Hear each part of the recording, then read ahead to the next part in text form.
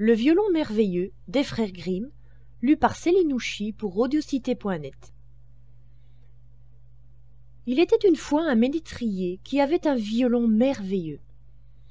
Ce ménétrier se rendit un jour tout seul dans une forêt, laissant errer sa pensée çà et là. Et quand il ne sut plus à quoi songer, il se dit « Le temps commence à me sembler long dans cette forêt. Je veux faire en sorte qu'il m'arrive un bon compagnon. » En conséquence, il prit son violon qu'il portait sur le dos et se mit à jouer un air qui réveilla 1000 échos dans le feuillage. Il n'y avait pas longtemps qu'il jouait lorsqu'un loup vint en tapinois derrière les arbres. « Ciel, voilà un loup !»« Ce n'est point là le compagnon que je désire, » pensa le ménétrier. Cependant le loup s'approcha et lui dit « Hé, cher ménétrier, que tu joues bien! Ne pourrais-je pas aussi apprendre ton art ?» « La chose est facile, répondit le ménétrier.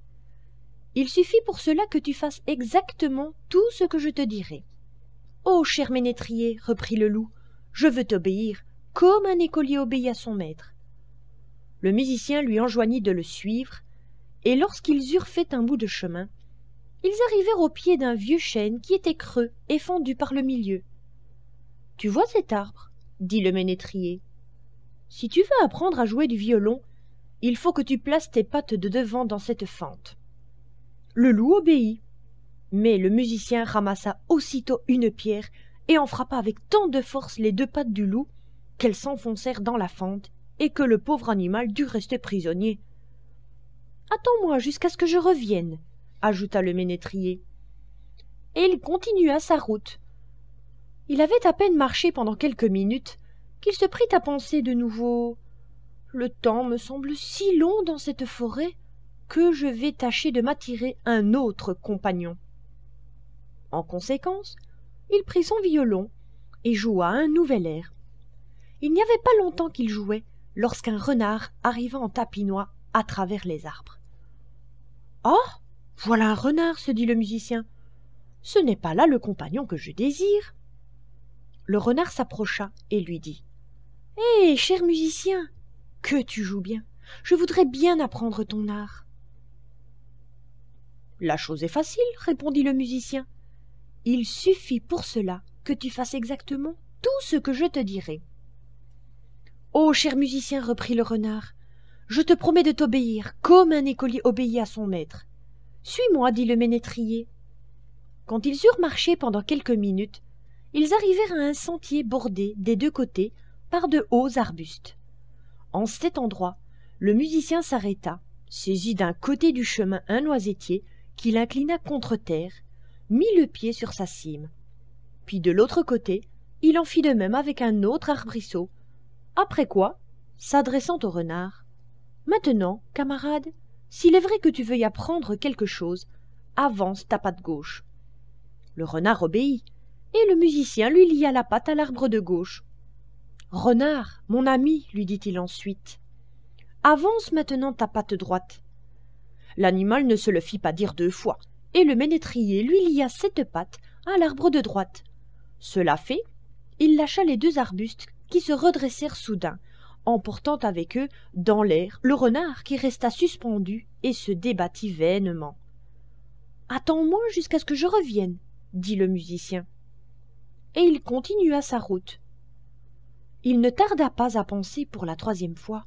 « Le temps me semble long dans cette forêt. Il faut que je tâche de me procurer un autre compagnon. » En conséquence, il prit son violon, et les accords qu'il en tira retentirent à travers le bois. Alors arriva, à bon léger, un levreau. « Ah, voilà un levreau, se dit le musicien. Ce n'est pas là le compagnon que je désire. »« Hé, cher musicien, dit le levreau, que tu joues bien. Je voudrais bien apprendre ton art. »« La chose est facile, répondit le ménétrier. Il suffit pour cela que tu fasses exactement tout ce que je te dirai. »« Oh, cher musicien, reprit le levreau, je te promets de t'obéir comme un écolier obéit à son maître. » Ils cheminèrent quelque temps ensemble, puis ils arrivèrent à un endroit moins sombre du bois où se trouvait un peuplier. Le musicien attacha au cou du levreau une longue corde qu'il noua au peuplier par l'autre bout. « Maintenant, alerte, ami levreau, fais-moi 20 fois en sautant le tour de l'arbre. » Le levreau obéit, et quand il eut fait 20 fois le tour commandé, la corde était enroulée 20 fois autour de l'arbre, si bien que le levreau se trouva captif, et il eut beau tirer de toutes ses forces, il ne réussit qu'à se meurtrir le cou avec la corde. « Attends-moi jusqu'à ce que je revienne, » dit le musicien, et il poursuivit sa route. Cependant, à force de tirer, de s'agiter, de mordre la pierre et de travailler en tous sens, le loup avait fini par rendre la liberté à ses pattes en les retirant de la fente. Plein de colère et de rage, il se mit à la poursuite du musicien qu'il se promettait de mettre en pièces.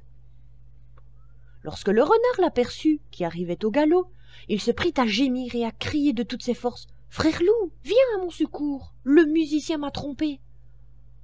Le loup inclina les 2 arbustes, rompit les cordes d'un coup de dent et rendit la liberté au renard qui le suivit, impatient aussi de se venger du musicien. Ils rencontrèrent bientôt le pauvre levreau qu'ils délivrèrent également, et tous les 3 se mirent à la poursuite de l'ennemi commun.